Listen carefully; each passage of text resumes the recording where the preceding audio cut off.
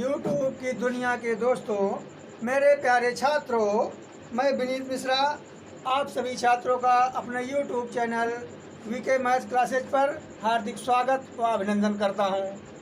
आज हमारी ये सिंप्लीफिकेशन की तीसरी क्लास है।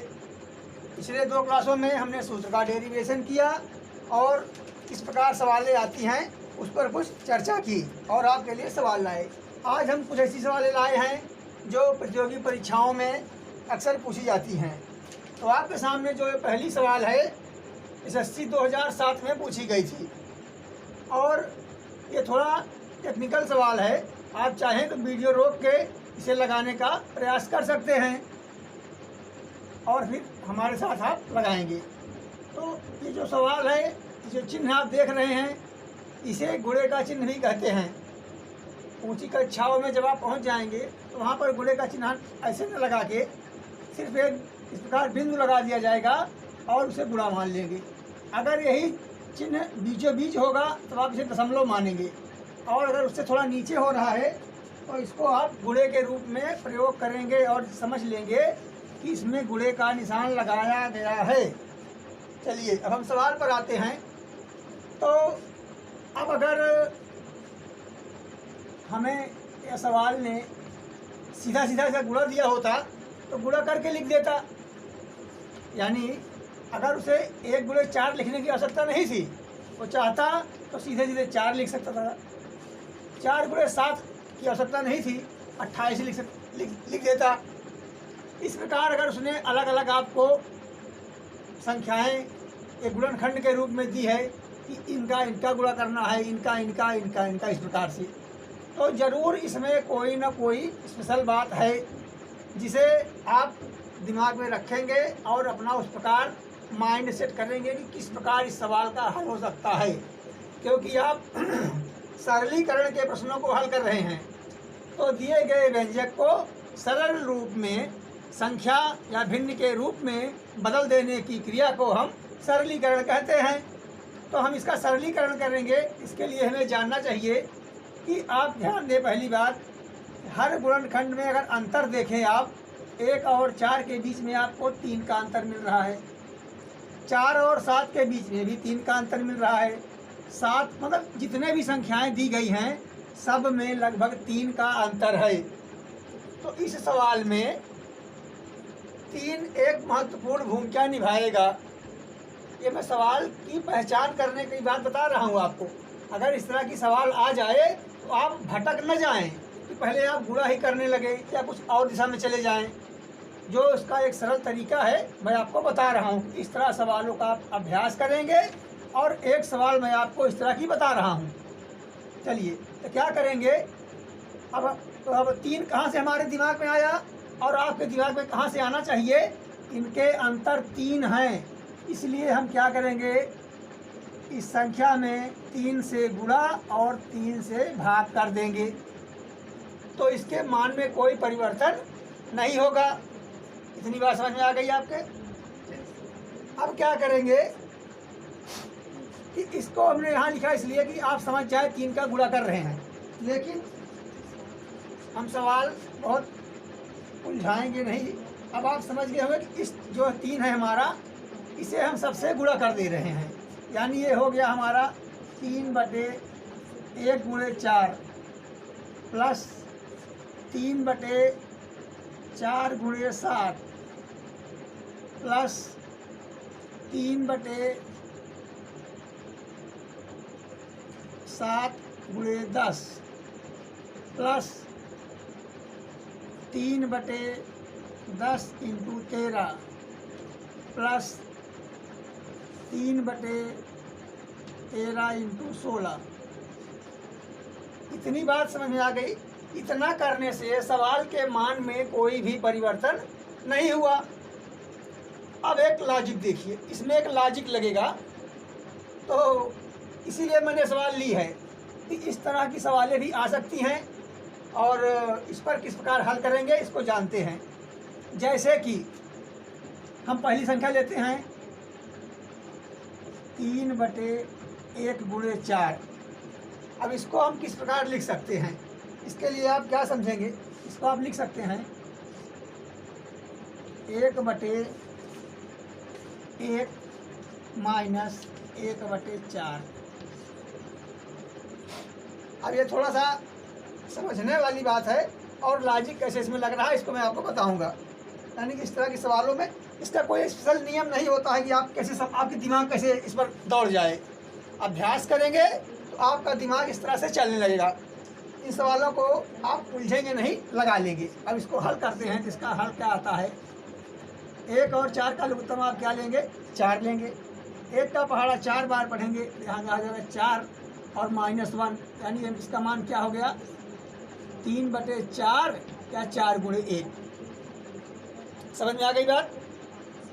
तो ये लॉजिक उन सवालों पर लागू होता है जिनके हर गुणनखंड के रूप में हो और वो एक दूसरे से विभाजित न हो। इसे 4 7 है, न 4 7 को काटेगा न 7 4 को काटेगा। इसी प्रकार 7 10 में नियम है, 10 13 में है और 13 16 में नियम है। तो कहने का मतलब ये जो लॉजिक में बता रहा हूँ आपको, इस सवाल के स्पेशल बता रहा हूँ। और जो सवालें आएंगी एग्जाम में इसी तरह से आएंगी। तो सवाल ये उठता है कि क्या हमारा ये नियम सिर्फ इसी अदद पे काम कर रहा है? हम अगली अदद भी चेक करते हैं। चलिए एक अदद छोड़ के चेक कर लेते हैं। यानी जो दूसरी संख्या में दी गई है 3/7 × 10। अब इस तरह लिख ले रहे हैं, थोड़ा आपको समझने में आसानी होगी। अब इसे कैसे हम लिखेंगे?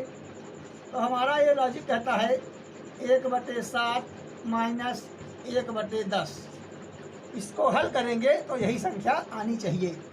चेक कर लेते हैं, कोई प्रॉब्लम तो नहीं है। इसका जो गुणनखंड आएगा वो भी आएगा 7 × 10। जाहिर सी बात है, जब एक दूसरे को काट नहीं रही है तो इसका लघुत्तम क्या आ गया? 7 × 10 आ गया या 70 आ गया। अब क्या करेंगे आप? 7 का पहाड़ा इसमें पढ़ेंगे, 10 आ जाएगा यहाँ पर। 10 माइनस 7 बराबर क्या आ गया? 3 लघुत्तम वही लिख दिए 7 × 10। यानी इस संख्या को आप इस रूप में लिख सकते हैं, इस संख्या को आप इस रूप में लिख सकते हैं। यानी इसका रूप परिवर्तन हो रहा है लेकिन इसके मान में कोई परिवर्तन नहीं आ रहा है। तो एक बात और दिमाग में आता है इस प्रकार से कि जैसे 3 पर यह नियम लागू हो रहा है, अगर मान लीजिए इनका अंतर 4 हो गया या 5 हो गया तो क्या फिर हम हर बार 3 से ही नीचे ऊपर गुणा करेंगे? नहीं, उसको देखते हैं। क्योंकि हमने तो एक आपको सवाल बताई। अब इस सवाल पर आधारित सैकड़ों सवालें बन सकती हैं। एक उदाहरण के लिए, आपकी समझ के लिए थोड़ा सा इसमें अंतर करके देखते हैं कि ये दोनों एक दूसरे से विभाजित भी नहीं होनी चाहिए।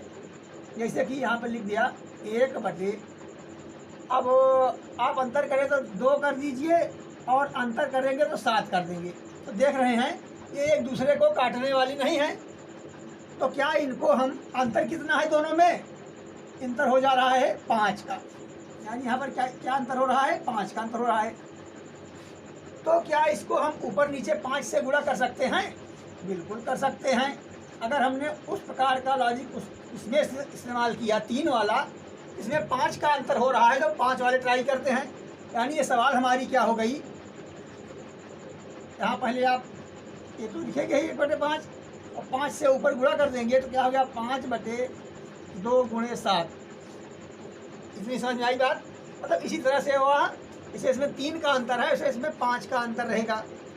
तो क्या इस पर सही हो जाएगी? देख करते हैं। यहाँ पर 1/5 आप लिख ही देंगे, वैसे ही ब्रैकेट लगा देंगे और 2 और 7 का गुणनखंड यही इसका लघुत्तम है। चलिए अब 2 का पहाड़ा पढ़ेंगे, एक मिनट इस प्रकार हो जाएगी। यानी इसको इस रूप में लिख लेंगे हम 1/2 माइनस 1/7। जैसे हमने इसको लिखा था इस सवाल को, यानी 3/1 × 4 को क्या लिखा था? 1/1 माइनस 1/4। वैसे क्या अगर इसमें 5 का अंतर है तो वह नियम इस पर भी लागू हो रहा है। देखते हैं। तो 1/5 हमने बाहर ले लिया और 5 से ऊपर इसमें गुणा कर दिया। इस संख्या के मान में कोई परिवर्तन नहीं हुआ है। चाहे इसे आप 5 को अंदर कर दें, चाहे इस 5 को बाहर ले लें, चाहे इसको यहाँ गुणा करें या ना करें, आपने नीचे ऊपर गुणा कर दिया तो इसके मान में कोई परिवर्तन नहीं हो रहा है। अब देखते हैं। तो यानी पहले 5 से मैंने ऊपर नीचे गुणा किया जिससे परिवर्तन न हो मान में। इसके मेन संख्या तो हमारी यही है। मेन संख्या तो हमारी यही मिली हमको, 1 बटे इतना, 1 बटे 2 गुणे 7। लेकिन हमने क्या किया, 5 से नीचे ऊपर गुणा किया, 1 5 को बाहर रखा, 1 5 को अंदर डाल दिया। समझ में आई इतनी बात। अब इस संख्या को यानी 5 बटे 2 गुणे 7, जिसमें यहाँ पर 1 बटे 5 बाहर लटक रहा है, रखा हुआ है, तो 1 बटे 5 ये है, यहाँ रख लिया हमने। और इस 5 बटे 2 गुणे 7 को इस रूप में लिखते हैं, तो क्या ये पुनः इस रूप में आ जाएगा? यानी इस प्रकार चेक करते हैं इसको, 1 बटे 5 तो हमारा बाहर ही रहेगा, और 2 और 7 का गुणनखंड जो गुणनफल आएगा वही इसका लघुत्तम हो जाएगा। तो 2 का पहाड़ा पढ़ेंगे, इसमें तो क्या गया, 7 बार गया, यानी 2 से 2 कट गया, 7 रह गया, तो 7 इकन्ना में 7 हो गया, और -7 का पहाड़ा पढ़ेंगे तो 7 कट जाएगा, 2 बचेगा। यानी क्या आ गया, 1 बटे 5 इंटू 7 में से 2 का क्या हो गया आपका, 5 बटे 2 गुणे 7। अब अगर आप चाहें 5 बाहर ले लें, यहाँ पर फिर 1 रह जाएगा, ये पुनः 5 हो जाएगा, 5 से 5 कट जाएगा, यानी 1 बटे 2 गुणे 7 आपको जो संख्या थी वो वैसे की वैसी ही रखी है, इसमें कोई परिवर्तन नहीं हुआ। यानी हमने इसके रूप को कई प्रकार से बदला, लेकिन इसके मान में कोई परिवर्तन नहीं हुआ। यानी ये हमारा जो नियम है, जो हम इसमें अपना दिमागी काम कर रहे हैं, हल करने का प्रयास कर रहे हैं, ये सही दिशा में जा रहा है। तो हमारा इतना समझाने का सिर्फ ध्येय था कि हम यहाँ पर क्यों 3 बटे 3 ही कर रहे हैं। समझिए हमारी बात को।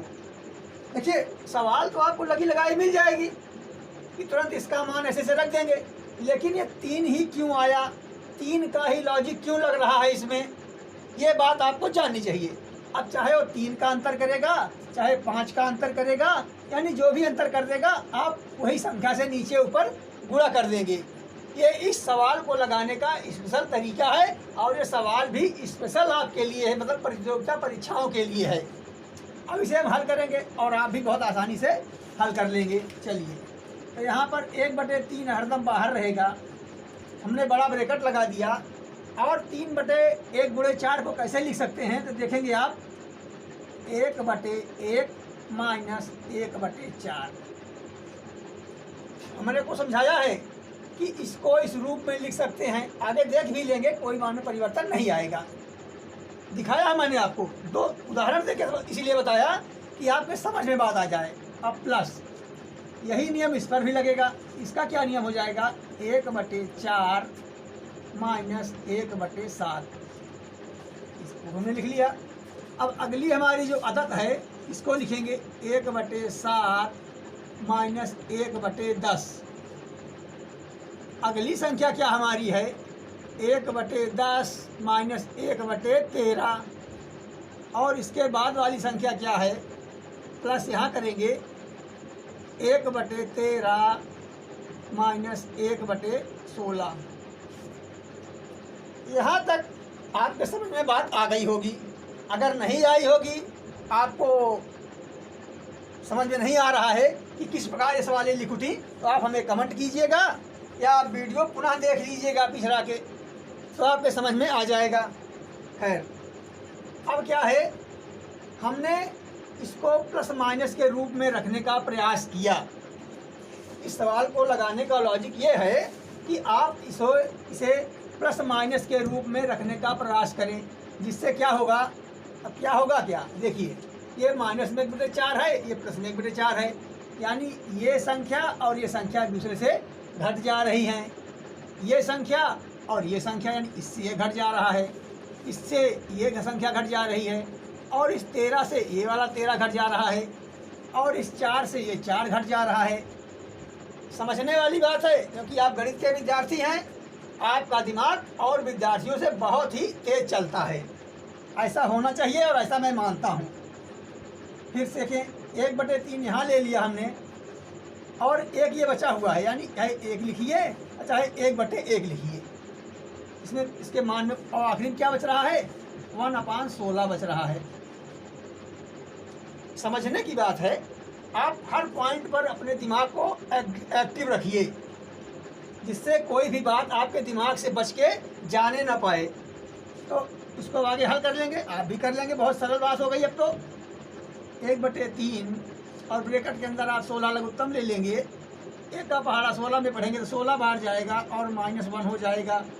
यानी ये हो गई सवाल 1/3 गुणे 15/16। 3 से आप काट देंगे, 3 × 15, यानी इस सवाल का उत्तर क्या आ गया? आ गया 5/16। समझ में आ गई होगी आपके ये सवाल। तो परीक्षाओं में जो सवालें आती हैं ऐसे थोड़ा सा लॉजिक लेके आती हैं कि विद्यार्थी भ्रमित हो जाता है। और मैं किसी की बुराई नहीं करूँगा, किसी का कभी नाम नहीं लूँगा, लेकिन कुछ विद्यालय, कुछ अध्यापक इन सवालों से भी बचते हैं और छात्र भी बचना चाहते हैं। लेकिन हमारे इस YouTube चैनल पर मैं आपको किसी भी सवाल से बचने नहीं दूंगा, सबसे आपको मिलवाऊंगा और पूरा डेरिवेशन आपको बताऊंगा कि आपने किस चीज़ को किस प्रकार सोच के कहाँ एडजस्ट कर दिया कि आपकी सवाल के लिए वह बात महत्वपूर्ण हो गई है। समझ में आ गई बात? चलिए इसको आप 1 बार 2 बार देख लीजिए, समझ लीजिए, क्लास से भागिए नहीं आप, और हमारे चैनल से आप जुड़िए, इसको सब्सक्राइब कीजिए और पूरा देखिए। हम आते हैं अगली सवाल के ऊपर। तो बच्चों, पिछली सवाल आपने देखी किस प्रकार थी। अब ये सवाल देखिए कि इस सवाल को हम किस प्रकार हल करेंगे, और देखते ही हमारे मन में किस तरह हल करने का तरीका आ जाए। तो इस सवाल को जब भी आपके सामने इस तरह सवाल आए तो आप समझ लीजिए, अगर इसके बीच में गुणे का चिन्ह है तो ये ऊपर नीचे कटेंगी, यानी बटे सही के रूप में ही सवालें एक दूसरे से काटेंगी। और अगर यहाँ योग वाली बात होती तो घटने वाली प्रक्रिया शुरू हो सकती थी। तो इसको सरल तरीके से बस इतना दिमाग में लगाना है कि किस तरह नीचे ऊपर अंश हर को काट दे, हर अंश को काट दे और हमें छोटी संख्या मिल जाए और इसको हल कर लेंगे। तो कैसे हल करेंगे देखते हैं। इन दोनों का लघुत्तम हम 2 हो गया, इसे बटे 1 मान सकते हैं, सबको कोई दिक्कत नहीं होनी चाहिए। सब जानते हैं किसी भी संख्या में 1 से गुणा या भाग करने से उसके मान में कोई परिवर्तन नहीं होता है। 1 का पहाड़ा 2 में देखिए 2 बार गया और 2 का पहाड़ा 1 बार जाएगा। ये पहला हमारा स्टेप हो गया। अब दूसरा क्या है, इन दोनों का लघुत्तम 3 ले लिए। 1 का पहाड़ा 3 में 3 -1 हो गया। इसमें करेंगे तो इसका लघुत्तम 4 हो गया। ये हो गया 4 -1। देखते जाइए बस ऐसे कैसे हो रहा है सवाल। यहाँ आप 5 लघुत्तम ले लिए तो 5 गया तो 5 -1 हो गया। इसी तरह चलते चलते चलते चलते आप यहाँ पहुँच गए। इनका लघुत्तम आप ले लिए 19। ये क्या हो गया तो 19 -1 हो गया। समझ में आपके बात आ रही होगी। हम चले गए 20 के पास, ये वाले, और देख क्या रहे हैं, ये हो गया 20 -1। इतनी बात आपके समझ में आ गई होगी क्योंकि बहुत सरल बात है और आपने कई बार लगाया है। तो इसका अगला स्टेप भी आप जानते होंगे क्या होगा। ये हो जाएगा 2 में से 1 गए तो 1/2 हो गया। अब आप गुणे का चिन्ह लगा सकते हैं। ये हो गया 2/3 और ये क्या हो गया 3/4। अब देखते जाइए आप कैसे कैसे हो रहा है। बढ़ते जाइए बढ़ते जाइए, आप क्या देखेंगे, पहुंच गए आप 18/19 पे, और यहाँ पर क्या पहुंच गए 19/20 पे। तो मैंने बताया था आपको कि अगर इस प्रकार की संख्याएं हैं जिनके बीच में कोई चिन्ह नहीं है, यानी गुणे का चिन्ह है, अगर ब्रैकेट लगा है तो क्या होगा, ये ऊपर नीचे काटेंगी। यानी 2 से आप 2 काट दे, 3 से आप 3 काट दे, 4 से इस बार आप काटते चले जाएंगे। इस 18 को यहाँ पर जो 18 पहले रहेगा ये काट देगा, और इस 5 को यहाँ पर 4 के बाद वाला जो 5 आएगा ये काट देगा। यानी इस 19 को 19 ने काट दिया। तो क्या बचा आपके पास, यहाँ 1 बचा है और वहाँ 20 बचा है। तो आपके समझ में सवाल आ गई होगी। आप चलने दीजिए, समझ में आया, देखा आपने। तो इसी प्रकार की से ये गुणा वाली सवाल थी, इसी में एक प्रकार जोड़ने वाली सवाल आती है। मैं उसको भी आपको बता रहा हूँ कि इस प्रकार की सवालों पर भी आप नज़र रखेंगे। आपके निगाहों से बचकर कोई भी सवाल नहीं जानी चाहिए। सरलीकरण गणित की जान है, मैंने आपको बताया था। अब सरलीकरण कितने प्रकार से करते हैं, अब इसके प्रकार भी बहुत हो जाते हैं, तो मैं आपको सबसे परिचित कराऊंगा। ये सवाल हमारी है 1/2 धन 1/6 धन 1/12 धन 1/20 धन 1/30 और ऐसे करते करते करते करते ये सवाल आपको कहाँ तक ले जा रही है? 1/n into n+1।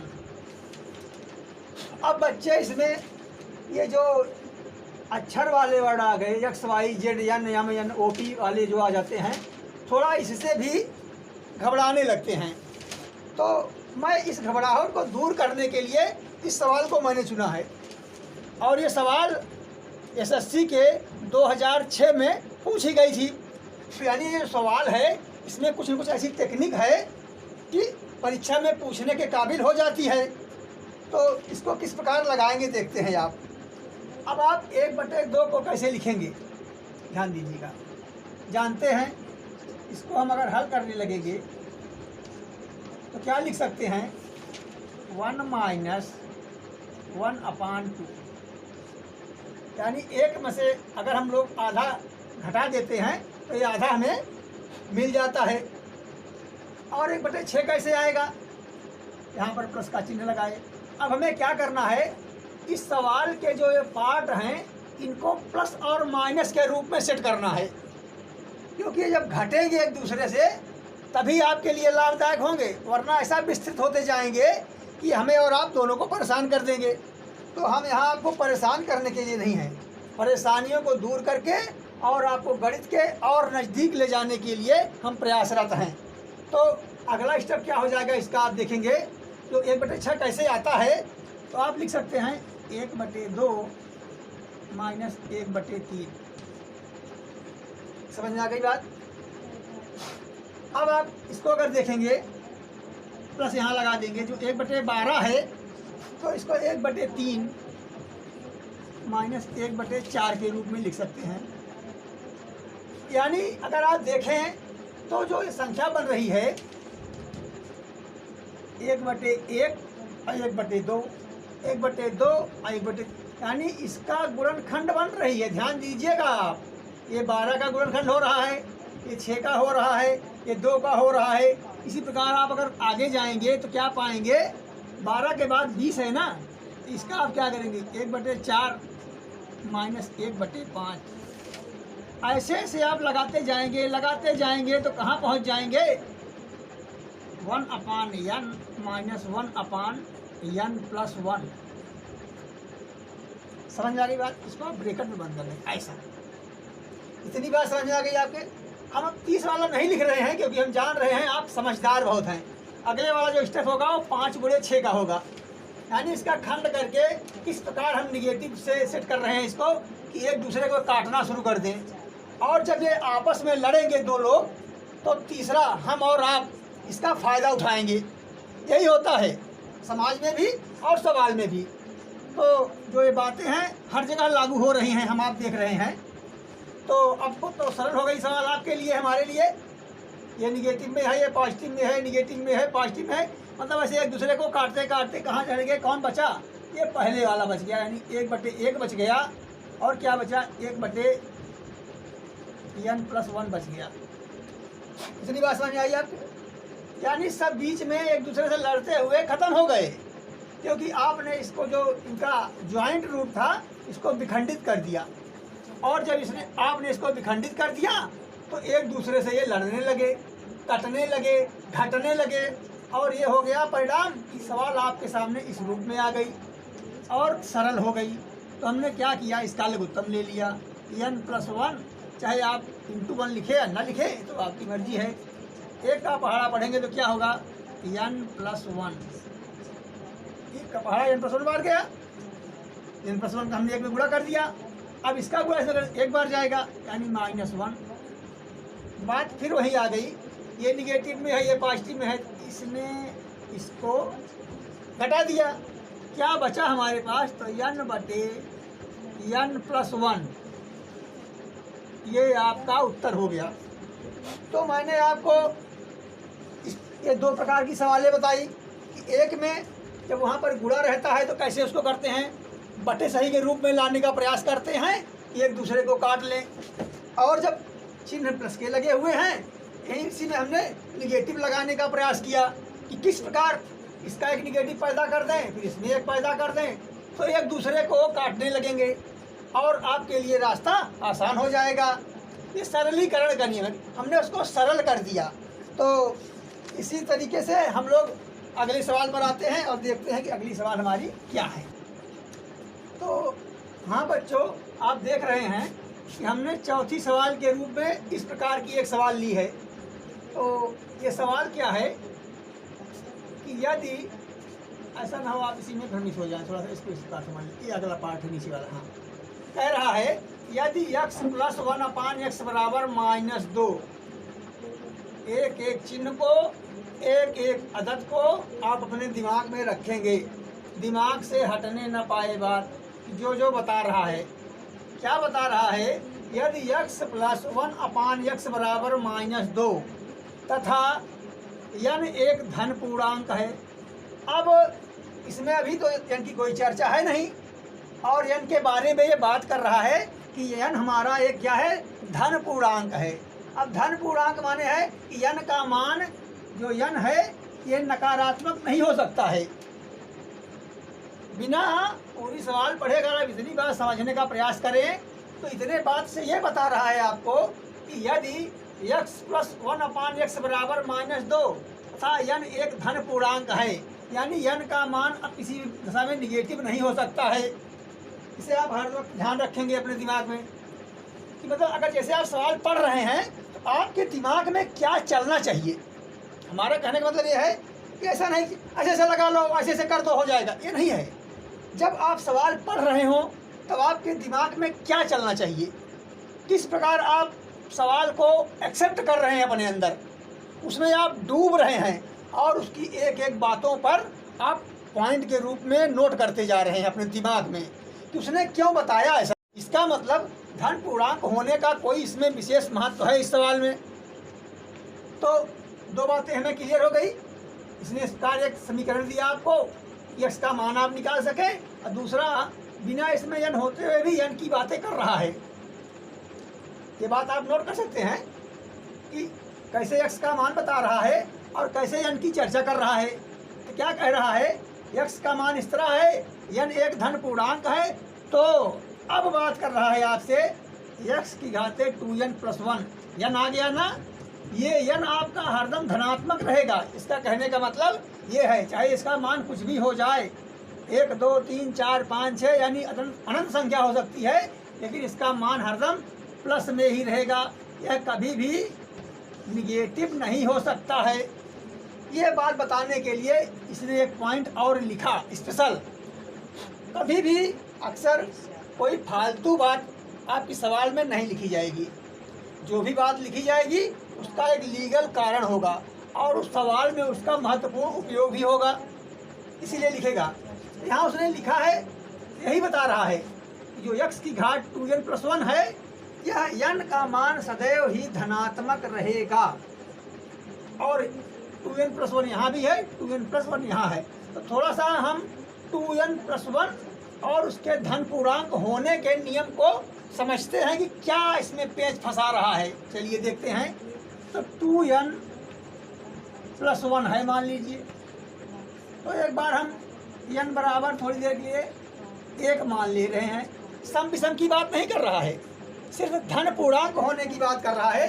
अगर हमने n बराबर 1 माना तो क्या हुआ इसका मान, 2 + 1 बराबर क्या हो गया, 3।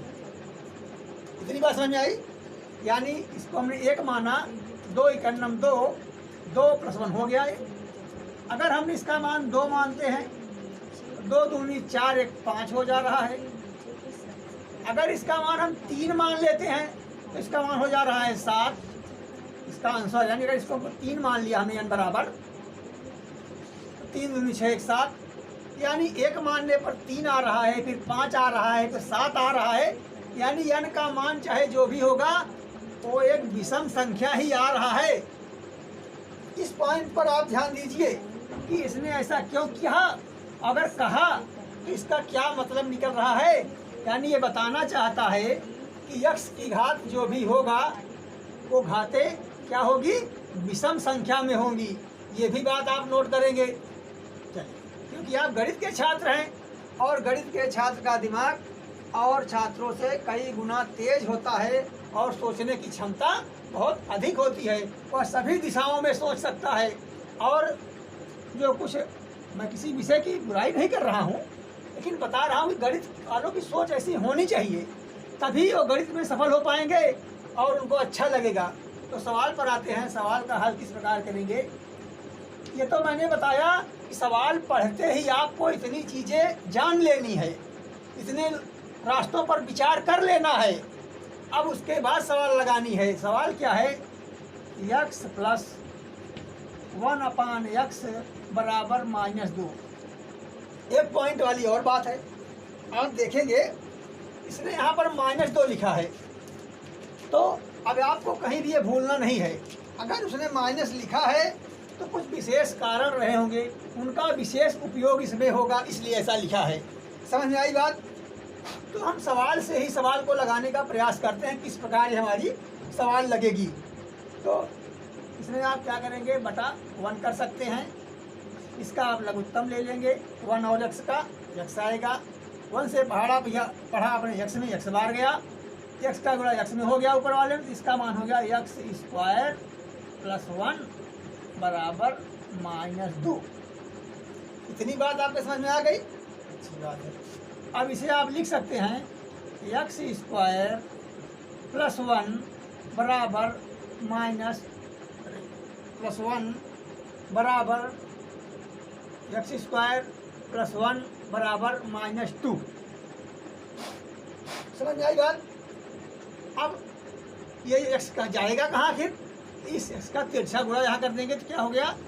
ये हो गया।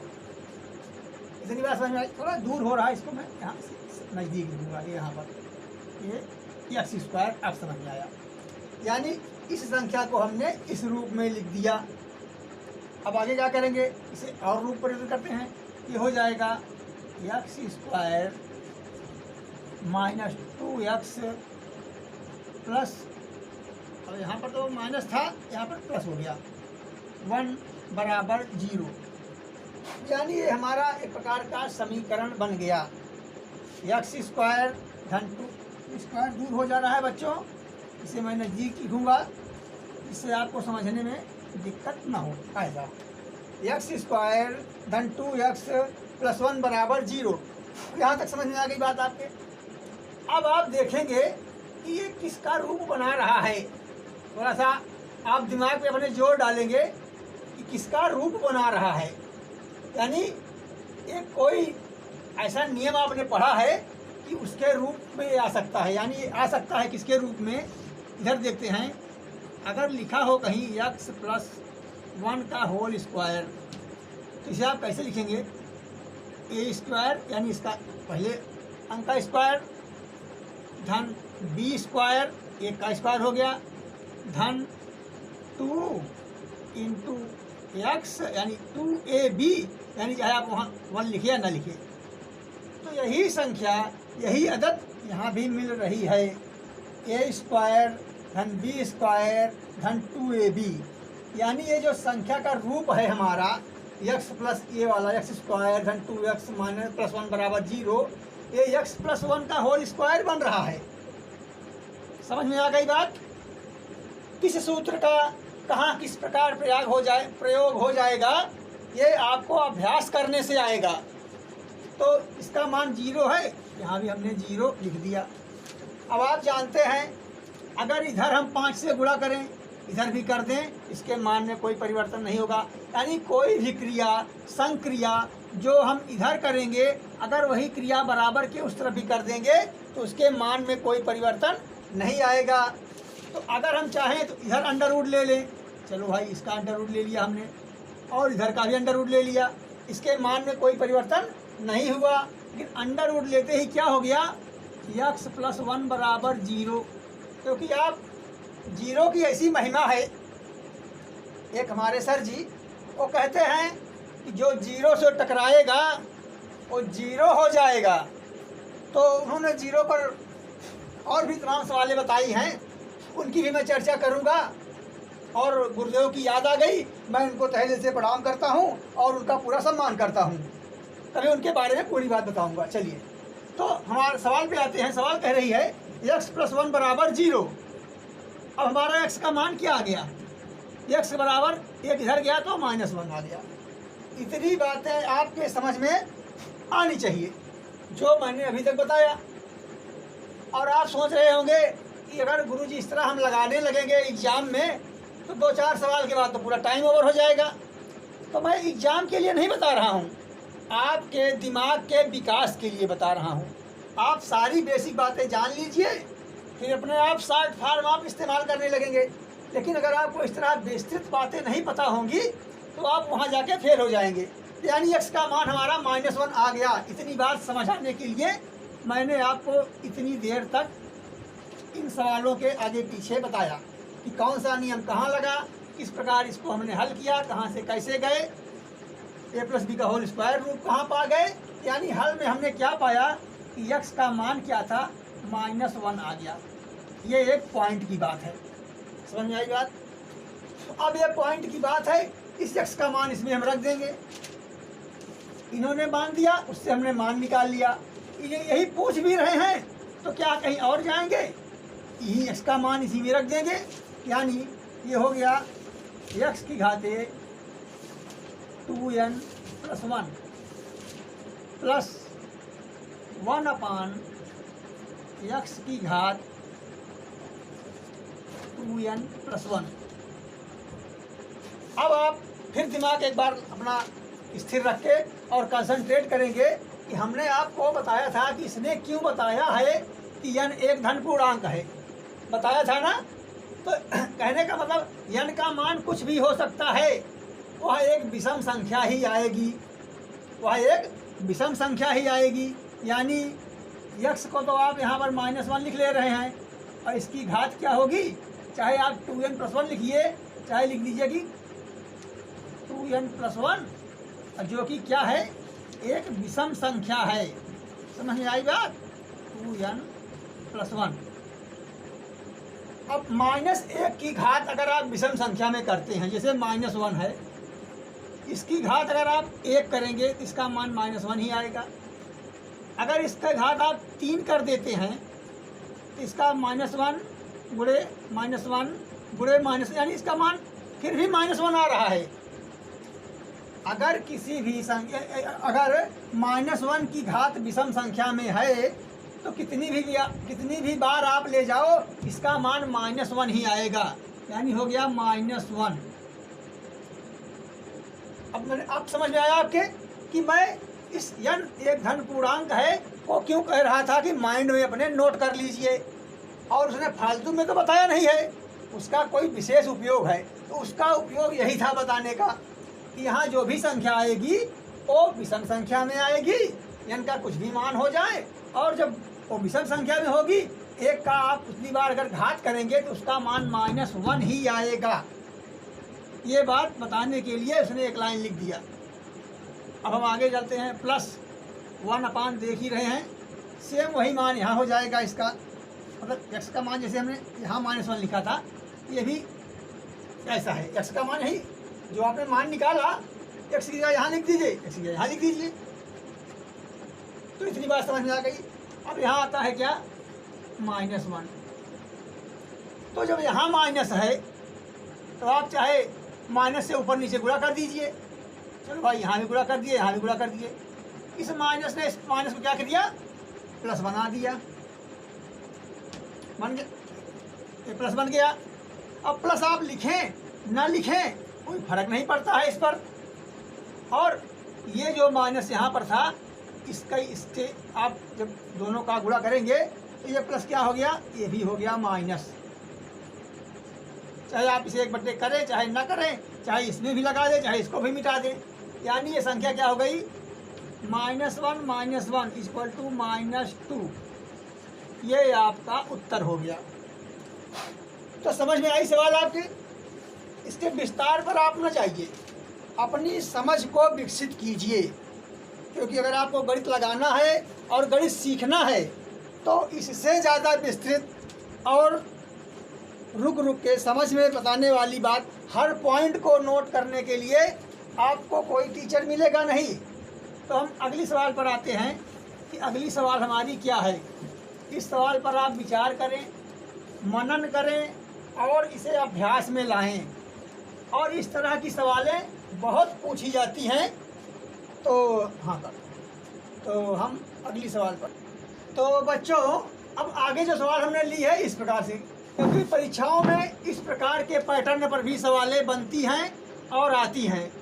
तो आपको परीक्षा के लिए तैयार होना है, इसके लिए आपको इस तरह के सवालों से मुखातिब होना पड़ेगा। और इसे हल कैसे करेंगे, तो दिया है कि यदि ये इतना तक, तब बता रहा है कि इसका आप मान बताएं। तो इस प्रकार की सवालें जब आए तो आपको अपने दिमाग को इस तरह ट्रेंड करना है कि इसी से इसका मान निकलेगा।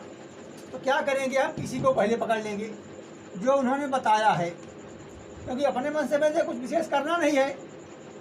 x माइनस 1/x बराबर 2। अब आपको ढूंढना है कि किस प्रकार इसको हम स्क्वायर के रूप में इस्तेमाल कर दें कि हमारी सवाल और सरल हो जाए और इनके मान में आ जाए। तो हम दोनों तरफ अगर स्क्वायर कर दें तो सवाल के मान में कोई परिवर्तन नहीं होता है।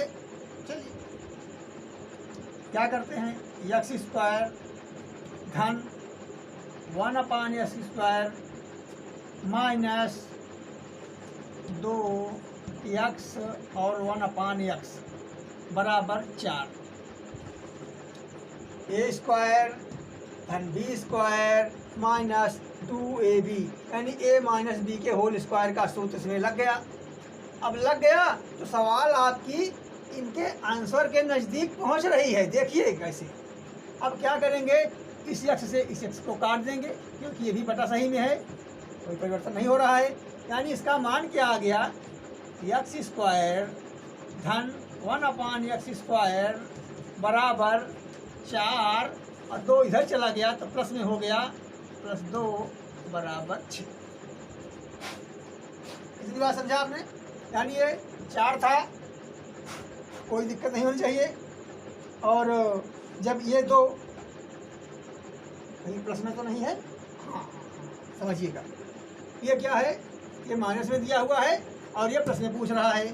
ठीक है, आप भी सही लगा रहे हैं। ये माइनस में आपने स्क्वायर किया, इसका मान यहाँ पर माइनस में आएगा, वहाँ जाके प्लस हो जाएगा। और इस प्रकार से ये माइनस वाला इधर गया तो प्लस हो गया, तो इसका मान 6 आ गया। इसका आप थोड़ा विशेष ध्यान देंगे, क्योंकि यहाँ पर गलतियों की संभावनाएं बढ़ जाती हैं। कभी कभी क्या होता है कि हम लोग सवाल लगाते समय इधर माइनस है, इधर प्लस है, और यहाँ लगाते समय कहीं इधर का प्लस उधर और इधर का माइनस इधर कर देते हैं, तो इसमें गलतियों की संभावना बढ़ जाती है। तो ये मेन पॉइंट है कि कहाँ हमें सजग रहना है सवाल लगाते समय विशेष करके। तो सवाल आप जब भी लगाइए एक बार उसको तुरंत रिकॉल कर लीजिए कि क्या हमने सही लगाई है, कहीं कोई गलतियों की संभावना तो नहीं हो गई है। तो इसके लिए हमने चेक कर रहे हैं a स्क्वायर धन b स्क्वायर माइनस 2ab, और 2 पे कोई चिन्ह लगाया नहीं है, इसको सीधा सीधा 2 रख दिया है। इसका स्क्वायर किया हमने तो 4 हो गया। अगर लगाता भी यहाँ अगर माइनस कर भी देता तो जहाँ आपने स्क्वायर किया स्क्वायर माइनस माइनस लड़के प्लस हो जाते। चलिए, तो इस प्रकार से हमारी सवाल ये पूरी तरह सही दिखाई दे रही है।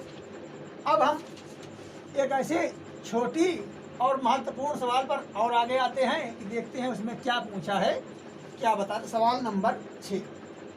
सवाल नंबर 6 क्या है, हाँ, बहुत अच्छी सवाल है, अक्सर आती है। और a/3 बराबर b/4 बराबर c/7 हो तो, ये सवाल ऐसी पूछ रही है आपसे कि यदि ऐसा हो तो क्या बताना है आपको। a + b + c/c बराबर क्या होगा। ये भी एक सवाल का तरीका है, और ये सवाल इस प्रकार कैसे लगाते हैं तो इस पर हम लोग ध्यान देंगे कि जब इस प्रकार की सवाल आएँ तो कैसे हमें लगाना चाहिए इनको, क्या हमारे दिमाग में तुरंत चलना चाहिए। तो जब इस प्रकार की सवाल आप कहीं पाएँ कि बराबर बराबर बराबर की बात करें, अब इसमें x y z भी लिख सकता है, इन संख्याओं को भी अलग अलग लिख सकता है। a + b की जगह जो यहाँ होगा वही लिखेगा, लेकिन यहाँ पर c की जगह कभी b भी लिख देगा, a भी लिख देगा, तो आप उनसे घबराएंगे नहीं कि हमने तो सी वाली पढ़ी है, यहाँ तो बी लिख उठा है, अब क्या करें। आप जो भी बी का मान होगा उसको लिख देंगे। चलिए, इस प्रकार की सवाल लगाने का मतलब ये है कि हमें जानना ये चाहिए अगर a/3 है जो किसके बराबर है, b/4 के। समझिए, यानी जो अगर कोई संख्या है जिसमें हम 3 से भाग देते हैं तो वही संख्या आती है जिसमें हम b में 4 से भाग देने पर आती है, और c में 7 से भाग देने पर वही संख्या प्राप्त हो रही है। यानी a/3 का जो मान आएगा वही b/4 का भी है, वही c/7 का है। यानी कि कोई एक स्पेशल संख्या है कि जो इन तीनों का मान आ रहा है, उसे हम एक कांस्टेंट के मान सकते हैं, या आपको जो भी अच्छा लगे आप मान सकते हैं। कोई ऐसा नियम नहीं है, लेकिन के कांस्टेंट के नाते कि नियतांक हो रहा है इसलिए इसे के माना जाता है अक्सर। लेकिन आप अपने हिसाब से जो आपको अच्छा लगे वो आप मान सकते हैं, यहाँ पर आप स्वतंत्र है पूरी तरह से। चलिए, तो यदि a/3 बराबर के होगा तो a बराबर क्या हो जाएगा, 3 के हो जाएगा, यानी तिरछा गुणा हो जा रहा है। और b बराबर क्या हो जा रहा है आपका, 4 के हो जा रहा है। समझिएगा इस बात को। और c बराबर क्या है, तो 7 के हो जा रहा है। यानी a b c के मान आपको मालूम हो गए। अब आप लगाते, अभी तक तो आपने जो दिया था उस पर चर्चा की कि ये क्यों हमें इस तरह बता रहा है, इसीलिए आपको बता रहा है जिससे आप a b c के मान निकाल लीजिए। निकाल लिया आपने, वेरी गुड। अब सवाल जो पूछ रहा है उस पर आते हैं। a + b + c, a का मान क्या है, ये है 3 के, b का मान क्या है, तो 4 के, और c का मान क्या है, तो 7 के। और यहाँ नीचे भी c का मान क्या होगा, वही मान होगा, यानी 7 के आप यहाँ भी रखेंगे। अब तो बहुत सरल सवाल है। 3 और 4 7, और 7 7, यानी हो गया कुल 14 के बटे 7 के। तो आप काट देंगे, क्या आ जाएगा, 2 के नहीं आएगा, के भी कट जाएगा। यानी a + b/c का मान क्या आ गया, तो ये आ गया 2। यही 2 आपका उत्तर हो गया। बस अगर आप सवाल लगाए रहेंगे तो आपको देर नहीं लगेगी, आप तुरंत इसका मान रख करके और बिना कागज़ और कलम के इस पेन को हल कर सकते हैं। तो ये सवाल हो गई। एक तरीका ये भी था सवाल आने का। अगला कौन सा तरीका है कि सवालें आती हैं, तो वो भी मैं आपको बता रहा हूँ कि अगर सवाल है a/b बराबर क्या है, 6/7 है, तो a + 2b upon a - 3b बराबर क्या होगा। अब आप देखिए कि जब हम हमारे सामने सवाल आ जाए तो हमारे दिमाग में चलना चाहिए कि सवाल ने हमको a/b के रूप में कुछ बताया है। देख रहे हैं आप ना, आप इसी पे कंसंट्रेट कीजिए सवाल देखते ही कि इसमें हमें इस रूप में a/b की बात कर रहा है, उसमें कुछ बटे b के कांस्टेंट वाला मामला नहीं आ रहा है, सीधे a/b का मान रख दिया है। और जो पूछ रहा है इसमें कहीं आपको a/b वाला मामला नहीं दिखाई दे रहा है। अब आपको ऐसा कुछ करना है कि ये सवाल आपकी a/b के रूप में आपको कहीं ना कहीं मिल जाए और आप मान रख के अपनी सवाल को हल कर लें। तो हमारा कहने का मतलब है, जब आप सवाल देखें तो किस प्रकार के विचार आपके दिमाग में चलने चाहिए, ये मैं आपको बता रहा हूँ। और सवाल लगाने को तो अभी मैं हल कर दूँ और आप लगा लेंगे और आप भी भूल जाएंगे और परीक्षा में तो बिल्कुल याद ही नहीं आएगा। तो आप भी हमें कोसेंगे और हमें भी संतुष्टि नहीं मिलेगी कि हमने बच्चों को क्या पढ़ाया क्या नहीं पढ़ाया। तो मैं आपको पढ़ाऊंगा विस्तार से, क्योंकि मैं भी आपको परिचित करा रहा हूँ। और कुछ बच्चे कमेंट करते हैं साइड ट्रिक वाली, तो मैंने आपको फिर बता रहा हूँ कि मैं आपको ट्रिकी मैथ पूरी पढ़ाऊँगा, रीजनिंग पूरी पढ़ाऊँगा, और इनके सरल तरीके और साइड तरीके तो ऐसे बता दूँगा कि आपको कागज़ पर उठाने की ज़रूरत नहीं पड़ेगी। चलिए खैर, वो समय आएगा तब आप देखेंगे। अभी मैं चाहता हूँ आप पूरा बेसिक ज्ञान लें और भरपूर मेहनत करें। चलिए, तो हमें इसको इसी प्रकार से घुमा फिरा के ए बटे बी के रूप में लाना है। तो हम क्या करते हैं, अगर आप कोई काम ऊपर की संख्या में और नीचे की संख्या में करते हैं तो इसके मान में कोई परिवर्तन नहीं होता है, आप जानते हैं। तो हम क्या करेंगे कि हमारा ऊपर की अदद है a + 2b है और हमें a बटे b को इसी में सेट करना है। तो क्या किया हमने, इस अदद के नीचे b से भाग दे दिया। और जब आप इससे भाग दे रहे हैं तो नीचे वाली अदद अगर संतुलित रखना है तो आप यहाँ भी वही काम करेंगे, यानी a - 3b/b। अब आप समझ सकते हैं कि हमने अगर ऊपर भी b से भाग दे दिया और नीचे वाले में भी b से भाग दे दिया, इसके मान में कोई परिवर्तन नहीं हुआ है। समझ में आ रही बात? चलिए, अच्छा, अब हमने किया क्यों है कि हमें a बटे b के रूप में कुछ व्यंजक मिल जाए जिससे हम हल कर लें। चलिए, अब व्यंजक हमें कैसे मिलता है ध्यान देते हैं, अलग अलग करते हैं इसको। तो इसका मान हो गया a/b धन 2b/b और नीचे वाला पार्ट आप देखेंगे तो क्या हो जाएगा, a/b माइनस 3b/b। मिल गया, a/b मिल गया आपको, जो उसने बताया था आप पा गए ना। तो क्या करेंगे, अरे इसको आप b को काट देंगे, इससे आप b को काट देंगे। इतनी बात समझ में आई? तो आगे क्या करेंगे आप, अब तो बहुत सरल लग रही होगी आपको कि क्या मसाला मिल गया है। आते हैं आगे, a बटे b का मान क्या है, 6/7 और यहाँ पर ये 2 बचा था, थोड़ा सा ध्यान देंगे इस प्रकार, और इसने सिर्फ b को काटा था, 2 आपका रह गया था, तो प्लस 2/1 कर दीजिए और अपान में जाएंगे कि यहाँ भी a बटे b मिल गया है, यानी ये भी क्या है 6/7 माइनस 3/1। समझ में आ गई बात? एक हमने इसलिए लिख लिया है कि ये बटे सही का मामला चल रहा है तो 1 बटा लगा लेते हैं, इससे कोई मान में परिवर्तन हो नहीं रहा है। तो इतनी बात आप नोट कर चुके होंगे अपनी कापी में, नहीं तो आपके दिमाग में तो बिल्कुल ये बात नोट हो गई होगी। तो उसी को हम इस प्रकार कैसे हल करेंगे देखते हैं।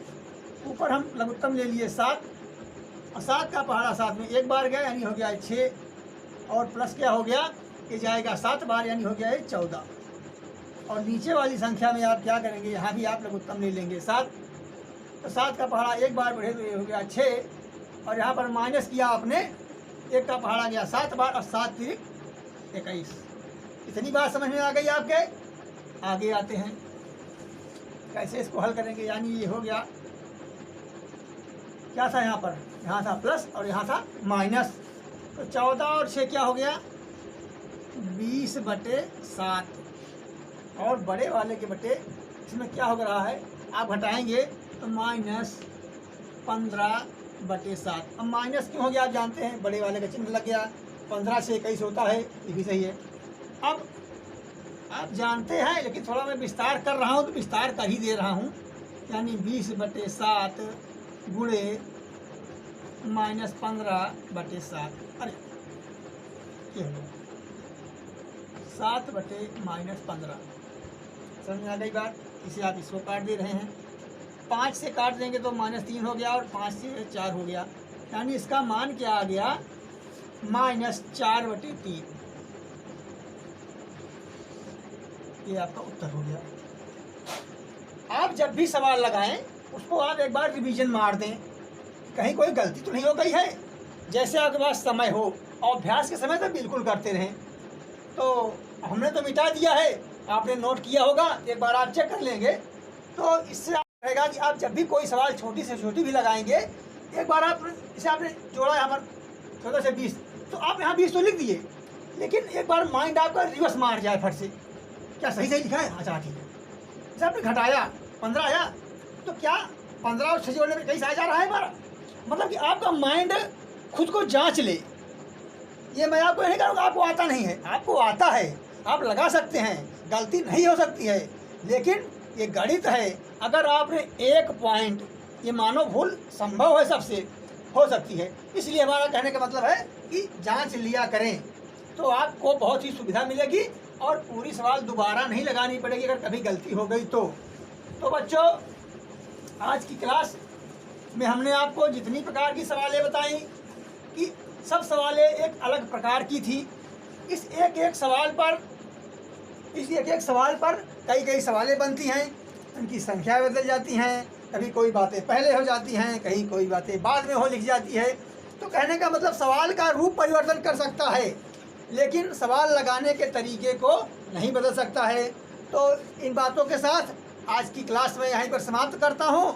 कल फिर इसी चैनल पर और इसी समय आपके लिए एक नया क्लास तैयार करूँगा, जो आपकी परीक्षा की प्रतियोगी परीक्षाओं के लिए गणित विषय से संबंधित जो भी प्रश्न आएंगे वो आपसे छूटेंगे नहीं, आप ढूंढेंगे और आप गणित लगाएंगे। क्योंकि आप हमारा स्लोगन फिर याद कर लीजिए, गणित लगाई नहीं जाती है, गणित लगती है। और जब गणित लगती है तो न भूख लगती है, न प्यास लगती है, न नींद लगती है, सिर्फ और सिर्फ गणित लगती है। तो बच्चों, मैं आपके उज्जवल भविष्य की कामना करता हूँ, मैं आपके अच्छे स्वास्थ्य की कामना करता हूँ। जीवन के पथ पर आप सदा आगे बढ़ते रहें और आप मेहनती बने और हमारे साथ मेहनत करें और जीवन में भी मेहनत करें। कभी भी आप कामचोर न कहलाएं, ये हमारा आपसे कहने का अनुरोध है।